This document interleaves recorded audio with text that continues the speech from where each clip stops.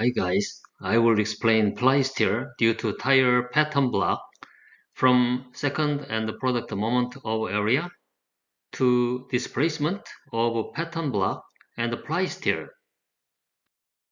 Here I have a quiz for you. What will be the direction of the displacement at the free end for a cantilever beam with a pure bending moment mz? Number 1, it will move vertically.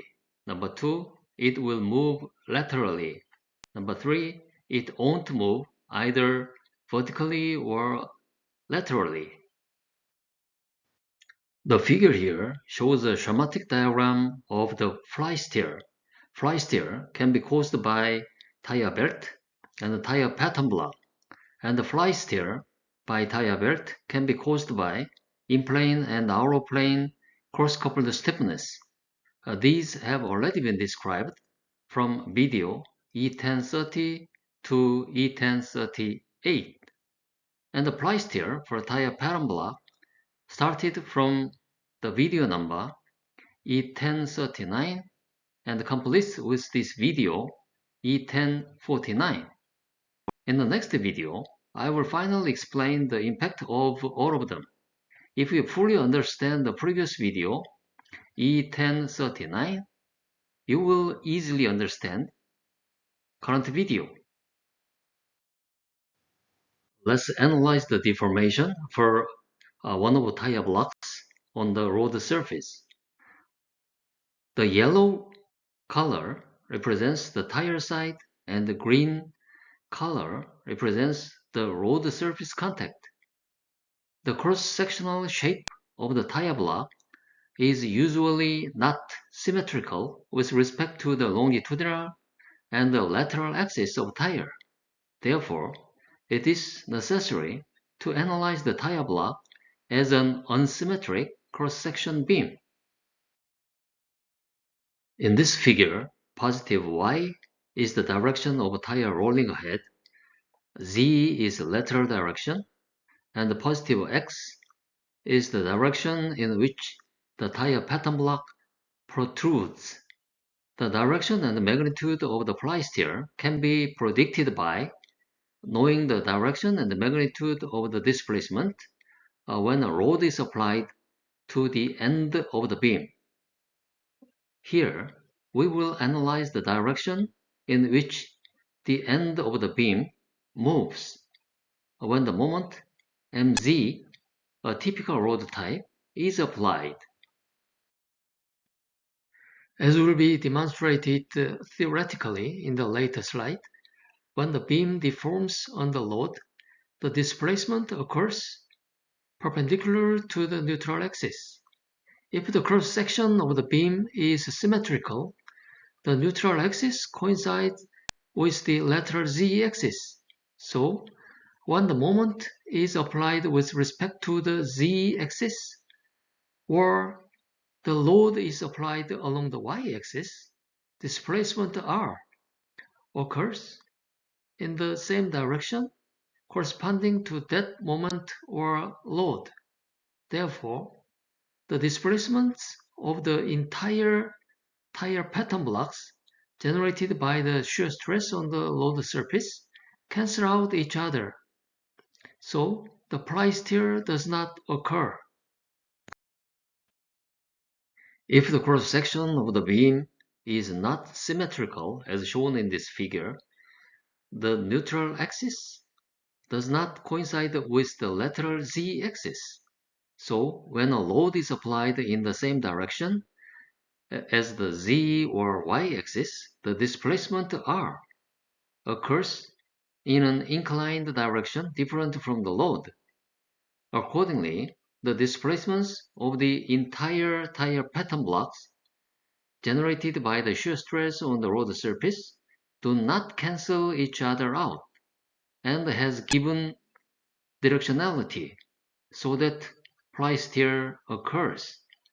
The size of the ply steer is directly related to the orientation of neutral axis. Since the deformation of the beam causes displacement in the direction perpendicular to the neutral axis, The angle between the neutral axis and the horizontal axis is important. The larger this angle, the greater the fly steer. The direction of the neutral axis is determined by the second and the product moment of area and the magnitude and direction of the applied loads. Therefore, in order to understand the mechanism of the tire pattern block that generates fly steer, it is necessary to first understand the characteristics of the cross-section. Next, the position of the neutral axis is calculated using these values and the load. And the displacement can be calculated by double integrating the curvatures. In the order described before, let's find the second and the product moment of area for the tire pattern block using the knowledge explained in the previous videos. The entire section can be divided into simple sections like 1A, 2B, 2C for easy calculation. Given the length B, C, and the angle theta, the remaining number U, V, Q, P, H, S, T can be calculated. Using these values, the second and the product moment of area calculation formulas for the divided sections A, B, C are established. Here, the product moments of area for divided sections are all zero because they are symmetrical about at least one axis. Among the numerical values in the figure, the inclination angle beta and the lengths B and C are given values, and the remaining lengths can be calculated from these three values. By substituting these values into the above obtained formulas and calculating the second moment of area for each local coordinate system can be obtained as shown in this table. Each individual cross-section is symmetric about at least one axis, so that the product moment of area is zero. In the next step, the second and the product moment of area are calculated for global coordinate axis. Using the parallel axis theorem, formulas for calculating the second and product moment of area for global coordinate axis are established, and then the calculated values of local coordinate axis and corresponding lengths to the centroid U, V, Q, P, and B are substituted into these equations and calculated to obtain the results for the global coordinate axis. The characteristic values of a Mohr circle are calculated. Calculate the characteristic values of Mohr circle using the second and the product moment of area. Find the average value and the maximum and the minimum of second moment of area and the radius and the principal axis angle of the Mohr circle. Now we can draw the Mohr circle. Since the product moment of area is negative, the direction of the radius phasor on the Mohr circle is downward, and the endpoint of radius phasor must be in the fourth quadrant because the value of second moment of area about the z-axis is less than that about the y-axis. Therefore, it is displayed as shown in this figure.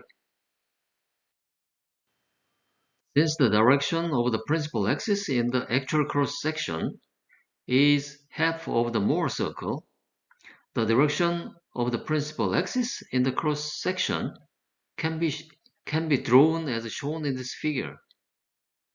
Since the direction of increase of the second moment of area in the Mohr circle and the direction of the horizontal axis in the real section are the same, the direction of rotation for the principal axis is the same as that of the Mohr circle. Now that we have obtained all the cross-sectional characteristic values, we can derive the calculation formula for the neutral axis as the next step. Let's first define the neutral axis. When the beam is bent, there is a plane where the normal stress and the strain in the longitudinal direction are zero. This is called neutral plane. When the beam is cut perpendicular to the longitudinal direction, the neutral plane appears as a single line, which is called neutral axis.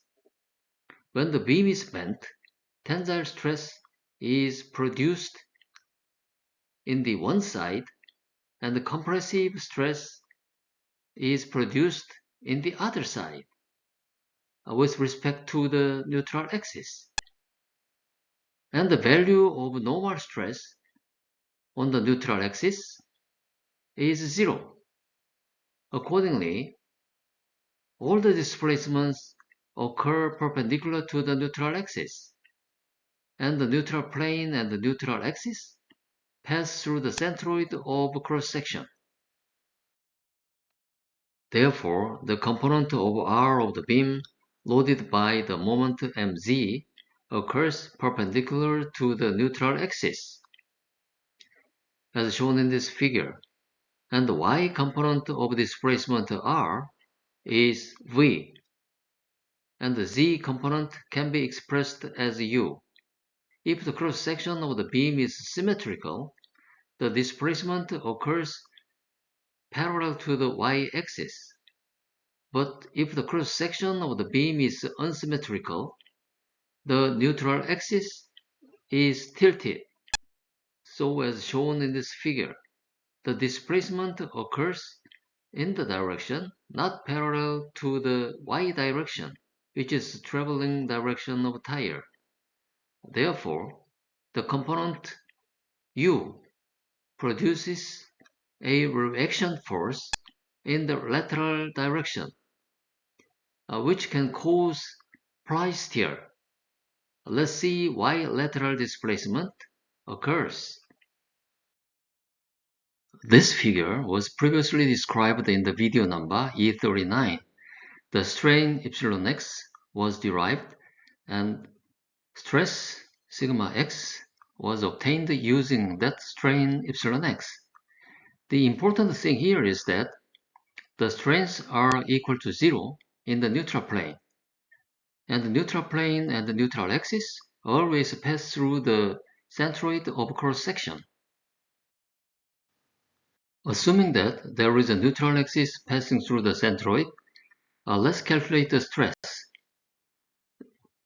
The exact position of this neutral axis is not yet known.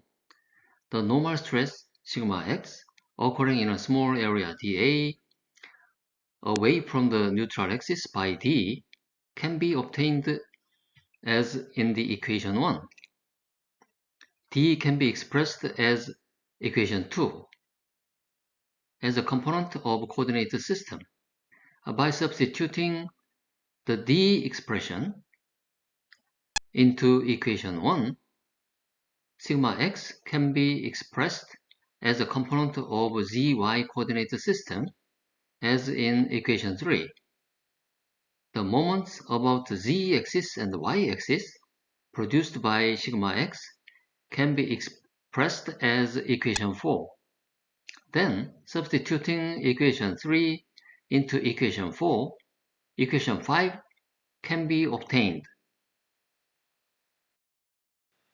Since the integral terms of equation 5 are the second and product moment of area, we can get the equation 6 from the definition of second and product moment of area. Arranging the equation 6 for sine and cosine terms, we can get the equation 7 in the next slide. Substituting the equation 7 into equation 3 previously obtained, we can get the equation 8, which expresses the normal stress values at the all positions in the cross-section in terms of moment with respect to z and y-axis and the second and the product moment of area. When the cross-section is symmetrical, the product moment of area IZY becomes 0. Therefore, equation 8 can be expressed as equation 9. Returning to the equation 8 again, since the value of normal stress on the neutral axis is 0, the angle of neutral axis with respect to the existing axis can be obtained by substituting 0 for sigma x and finding the ratio of y to z. This figure is not a three-dimensional figure, but a two-dimensional figure on the zy plane. The yellow cross-section before deformation becomes the green dotted line after deformation, indicating the state moved by the deformation of a beam without the rotation on the zy plane. The subscript n of zn and yn stands for the neutral axis. Equation 10 represents the line of neutral axis with the slope tangent alpha. In the case of symmetrical cross-section, IZY becomes 0, so it can be expressed as the equation 12. Now that we have calculated the position of neutral axis, let's find the displacements. Displacements can be calculated from the curvatures. Since the displacement occurs perpendicular to the neutral axis, the displacements R can be expressed as a component U along the z-axis and the component V along the y-axis. The curvature kappa has curvature components that occurs along the z-axis and that occurs the y-axis, and can be expressed as the equation 13. The details of these are well explained on the page 418 of Crandall's book, An Introduction to the Mechanics of Solids, 3rd edition. By substituting equation 13 into equation 7, obtained before, the equations related to the second derivatives of displacements can be obtained, shown in the next slide. Displacements U and V can be obtained by double integrating the equation 14. When my is 0, it can be expressed as equation 15. Remember that all the displacements throughout the cross-section occur perpendicular to the neutral axis. Now let's find the neutral axis and displacement for the actual tire tread block using the equations derived so far. The angle alpha from the horizontal axis to the neutral axis can be calculated using the equation obtained before. When the moment mz about the lateral axis of the tire is 0, the angle alpha to the neutral axis can be calculated by substituting the second and the product moment of area, like this. If the moment my about the longitudinal axis of the tire is 0, the angle alpha to the neutral axis can be obtained by substituting the second and the product moment of area. It can be seen that the angle of neutral axis is different compared to the previous one. Let's find the displacement. When mz is 0, the lateral component U and the vertical component V over R, which is perpendicular to the neutral axis, can be obtained by double integrating the equation 14 obtained before. The overall displacement R can be calculated using the property of right triangle. When my is 0, the equation 14 previously obtained can be expressed as the equation 15. And the lateral component U and vertical component V over R, which occur perpendicular to the neutral axis, can be calculated by double integration of equation 15. The overall displacement R can be obtained using the property of right triangle as before. This figure is taken from the last video, E39. This figure illustrates the principle that displacement of an asymmetric tire pattern block causes plystere. In this figure, when the force generated by a flattening tire on the road contact surface is applied to the tire block in the negative direction of the y-axis, displacement occurs from the tire side to the lower right in the direction perpendicular to the neutral axis. Due to the negative z direction component of this displacement u, the reaction force is generated in the positive z direction on the road surface. This mechanism produces plystere. Based on the calculation results so far, let's find the moment and the direction of the neutral axis that occur in the 4 tread blocks when the tire runs with free rolling condition. mz is 0 because the shear force in the longitudinal direction is 0 for 2 tread blocks arranged along the z-axis. Also, my is 0 because shear force in the lateral directions is 0 for the 2 tread blocks arranged along the y-axis. Direction of plystere can be found by analyzing the 4 tire pattern blocks near the center of tire contact patch.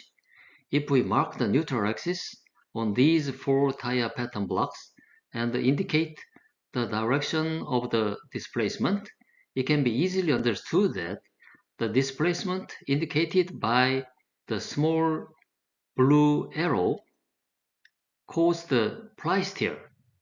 The green thin line arrows, which are big arrows, indicates the direction of shear stress occurring at the tire contact patch. Since the reaction force due to the U component of A and C and the V component B and D passes through the center of tire contact patch, so it cannot create the moment that causes plystere. Plystere is a reaction force caused by the V component of A and C and the U component of B and D, and occurs in the direction of solid arrows.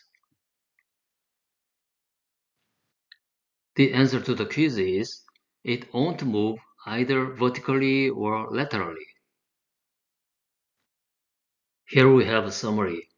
When the beam is bent, there is a plane where the normal stress and the strain in the longitudinal direction are 0. This is called neutral plane. When the beam is cut perpendicular to the longitudinal direction, the neutral plane appears as a single line called neutral axis. When the beam is bent, tensile stress is produced in one side of neutral axis, and compressive stress is produced in the other side with respect to the neutral axis. and the normal stress on the neutral axis is 0.